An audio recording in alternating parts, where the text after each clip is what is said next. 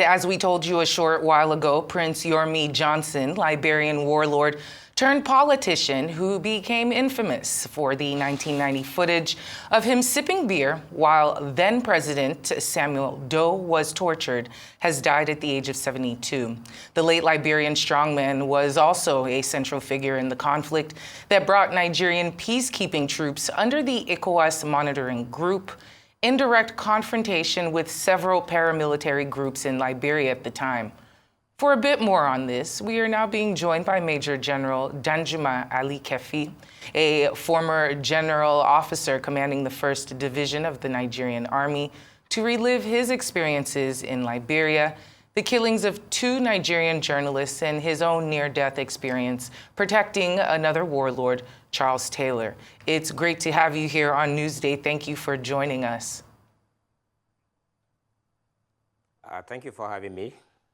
So it seems like you've had quite an experience in your time. Could you start by telling us more about the deceased Liberian leader?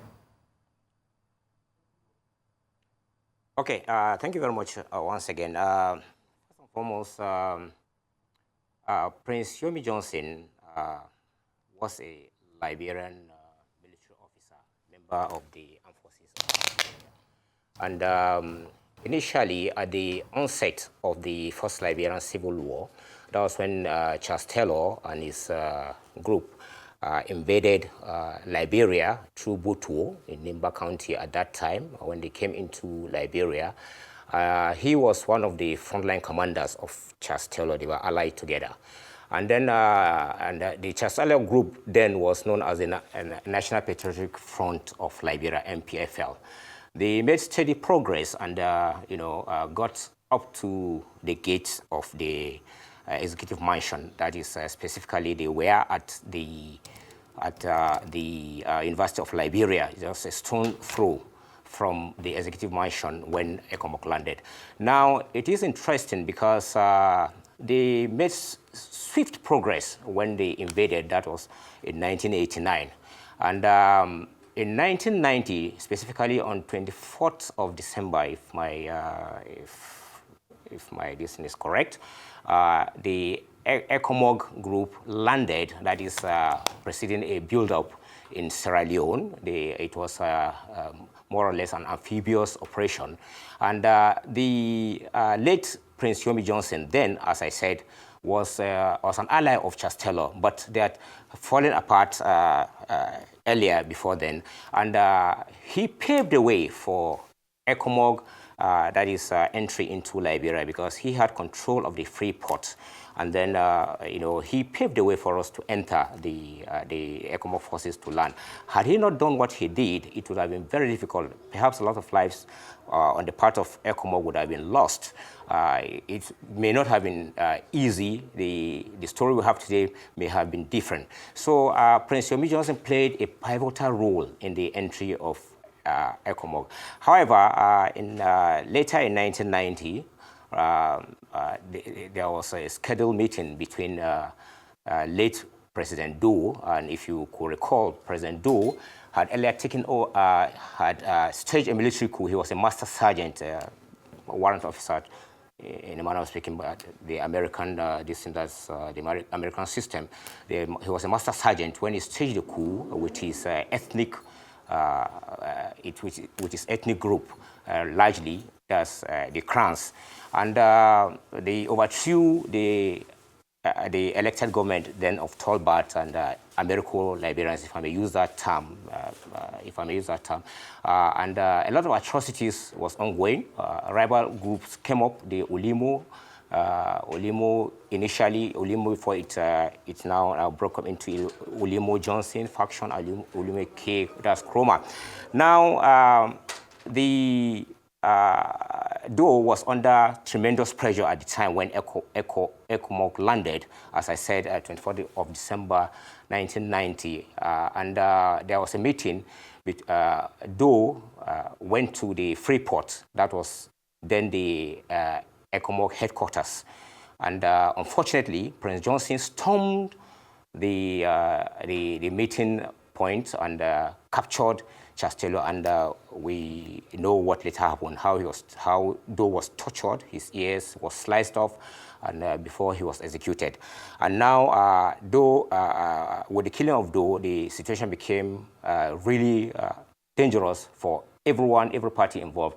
And it took the acumen, the skills of the ECOWAS, specifically Nigeria and then Ghana, late President Rawlings, General Ibrahim Babangida, then who was the president of the Resistance, right? The skills, and they got INPFL, that is Yomi Johnson, to disband, and he was granted exile in Nigeria. And but coming back to what I earlier said, Prince Yomi Johnson paved the way for ECOMOG to land some sort of unopposed to Liberia, and that really changed the tide of the conflict.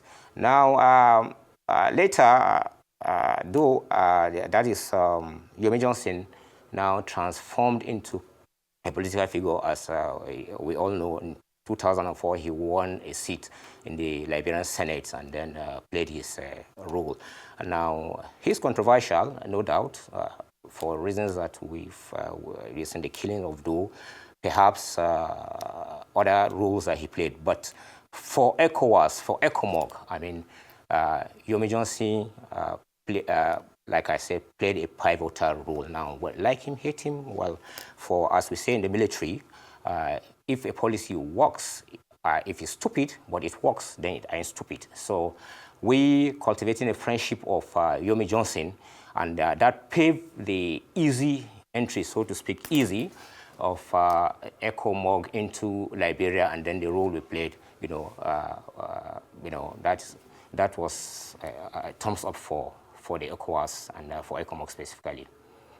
Very much, for that detailed recap of your memories of Yomi Johnson. Now, you were in Liberia when 2 Nigerian journalists were killed. Was Yomi Johnson complicit, or could he have saved them from death? No, I was not in Liberia at the time of that unfortunate incident. That happened in the early stages of the conflict. I went to Liberia first. My battalion then, it was 7 battalion, 7 mechanized battalion, were based in Sarti after we were moved from Abuja, 7 Gas Battalion, after the takeover when Abacha came to power.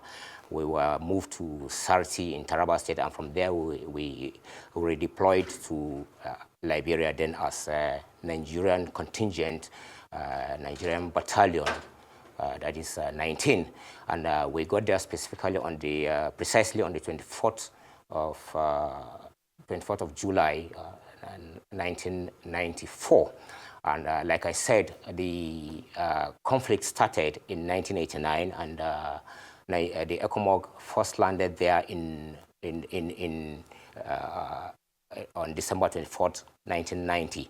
So, and the killings of the 2 journalists and several Nigerians that were killed in Nigerian houses, the Nigerian embassy, had took place well before we got there. It was an atrocity. That was before the ECOMOG landed, and it was an atrocity. It shouldn't have happened because the embassy, being a diplomatic compound, is protected under the Geneva Convention. That shouldn't have happened at all.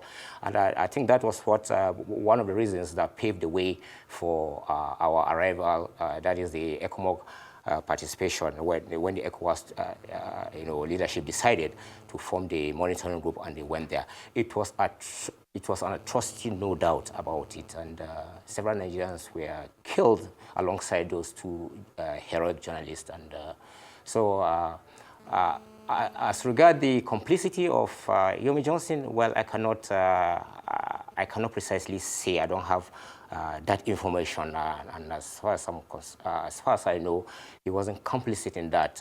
Well, the NPFL was the main culprit, and at that time they were together. So, specifically as to Yomi Johnson's role, I do not know. Sorry about that. Well, let's talk about the Liberian crisis. At the time that it was going on, it seemed that it was a military exploit on behalf of Nigeria and Liberia. And what were some of the lessons that could be learned from that, especially seeing as there is trouble in the Sahel currently and regions are being taken over by insurgents? Thank you very much for the very good question. Now, Liberia, there are a lot of lessons to be learned from Liberia. Now, let me start. Also, you mentioned, you stated earlier on that the role I played, when I was the aide-de-camp to then Councilman Chastello, who was a warlord at that time of the MPFL. When the agreement was signed, the peace agreement in 1995, and it paved the way for the interim government to come in, and there was need to have an inclusive government, so to speak, and the main warring factions, Chastello on one side, the MPFL, the Ulimo J, Ulimo Crans, like I said, that's Alhaji Kroma and Roosevelt Johnson, and other actors were brought into the government. And at that time, to assuage them, particularly Chastello, to get him to come from the bush and be part of that government, to pave the way for ultimately what later happened. That was the election that was successfully conducted under the supervision of late Samuel Victor Leo Malu, right? We needed to encourage Chastello to leave this, and at that time there was a decision taken that the Nigerian contingent, particularly that is the Nigerian military, should provide security, because Chastello said he wasn't going, he didn't trust the ECOMOG, and that to assure him. First, there was an officer that was appointed. 6 months later, I took over from him after the April 6th disaster of 1996 rather. It was the April 6th disaster. I was appointed to take over, and there was a lot of things that happened, including the attack that happened at the exhibition where I nearly lost my life. All the fellows with me were killed. It was just me and Chastello. I was shot 2 places in the back, and I'm sure that is well documented. And anyway, that now paved the way for the peace. That later took place.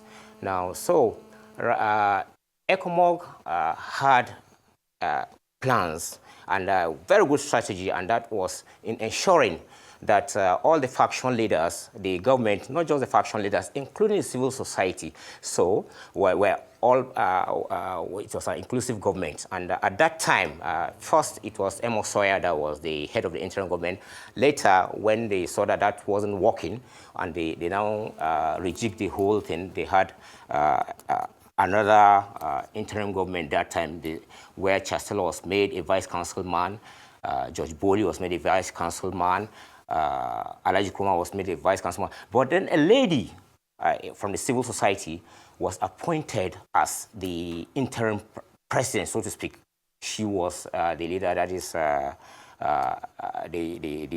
leader of the this. And then on the 31st of October 1996, there was an assassination attempt at the executive mansion where, we were supposed to have a Council of State meeting. And I was with Chastello as his aide-de-camp, and we got, when we got to the 6th floor, that was where his office where we were attacked, and so to speak, everyone with me was killed, and it was just I and Chastello. I was shot 2 places, and very horrific, terrible something, but that played a vital role in convincing Chastello to trust the ECOMOG, to trust Nigeria in the role that you said. So part of the lessons here for us is the need for us to first of all, like one of my earlier appearances, I mentioned this issue of surge. Liberia is not even half the size of Niger State. I still use Niger State. It's about a quarter the size of Niger State. But we had the forces on the ground were so much. Now we had 2 Nigerian brigades, full-size Nigerian battalion, then brigades on the ground, the 7 and 15 brigade. Then you have the Ghanaians, our key ally and a brotherly, sisterly or brotherly country, as if you so wish to call. Now, they also had about 2 battalions here on the ground. Then you had the Malians. You had the Nigerians who later came into the bargain. You had the Sierra Leoneans. Now, there was a kind of surge and there was saturation of forces on the ground, unlike what is currently going on, where Nigeria is like 50 times the size of Liberia. 50 times the size of Liberia. You may check this in now and look at the counting of force. So at that time, we had significant number of troops on the ground, and we could dominate the area, saturate the area distance. And that was why in one of my earlier appearances, if you recall, specifically on the 28th of May this year, when I was called, was brought in to come and talk on the 1-year anniversary preceding that's May 29, and I made some suggestions, and these suggestions are not new. They are things that, like I said, President Ibrahim Babangida had even alluded to them, mentioned other notable generals and this had mentioned, right? We need to carry out a surge. What is happening in Ukraine today? It is that surge. What is happening elsewhere? The Iraqi problem, right? At some point, right, the Stanley McChrystal and the rest had to carry out the surge. So that is very key.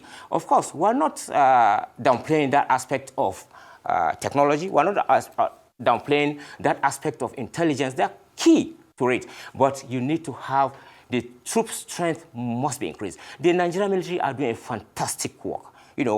Being supported by, in coordination, synergy with the Department of State Services and other organizations, the civil defense. But the truth of the matter is that they are too few on the ground, far fewer boots. This is the problem we're having right now. See what happened about a month or 2 ago when the bandits blew up the electricity transmission lines in Niger State, Shiroro. Now, because of the paucity, the fewer number of troops, I mean, they couldn't really go into this. And now when the civil defense, when there are 70 or so, look at the story, the casualty, this thing. Now we have problem coming up all over, virtually all over the country, the intensification of this conflict. And we should be very careful.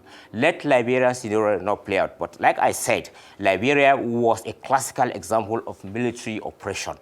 Well conducted. We conducted very well, and the coming of late Victor Malu, then as a first commander, was pivotal, was key to end this. So we can learn lessons from that. Again, let me just point out, let us not go the path of Myanmar. See what is happening today in Myanmar.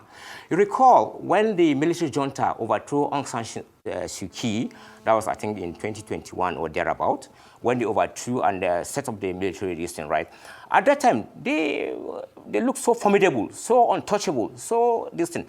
But Myanmar is like, the scenario they have right now in terms of conflict is similar to what we have in Nigeria. You have diverse separatist groups. You have the Arakan, you have the Rohingya, you have so many groups there, right, that are fighting the junta. Now, they saw, the junta now discovered that they could not individually achieve success against the junta, the military distance. So what did they do? Right now, they are coordinating their operations, and that is stretching the military junta. If you recall, not too long ago, some few months ago, some key border areas were taken over by the separatist group, and the junta is now on the left. So, if the insurgents group in Nigeria, and this is talking of Boko Haram, you are talking of the ISWAP, you are talking of the bandits, you are talking of IPOB, you are talking of other groups now. If they should start coordinating their operation, it's going to be real trouble for us, because the number is so so limited. That's the number of troops, like I earlier said. So we need to have that surge. We need to increase this, and then we have to improve our intelligence gathering. The military guys are doing fantastic job, as I earlier said. I will not stop. I will not get tired of saying that we are made up of the warrior. We have warrior tribes, and it's from those warrior tribes that we have those what is it called, that the soldiers are drawn. Then again, let me also that is one of the lessons from the Liberian destiny, is that the futility of military coup, it is a futile exercise. Gone are the days of military coup. But at that time, what happened? Though, that is Samuel Doe overthrew an elected government. The elected government may not be perfect, but it overthrew. And it now set up a chain of reaction, which ultimately led to his killing. You know, I do not support his killing, of course, but I don't sympathize with Doe anyway, because he carried out a lot of atrocities. The fact that he carried out a coup and later transformed into a civilian government, does not assuage or does not take away the crimes he did. So this is lessons for our military and also in the sub-region. So that is why I sympathize with the military junta in Mali, in Niger, and Burkina Faso. Because if you follow what is going on behind the scene, right, you heard severally the junta in Burkina Faso, Mali, they are under tremendous pressure. Very well said. Major General Danjuma Alli-Keffi, retired, former General Officer, Commanding 1 Division of the Nigerian Army. Thank you so much for this walk down memory lane. It's been a very interesting discussion with you. Thank you so much for joining us on Newsday.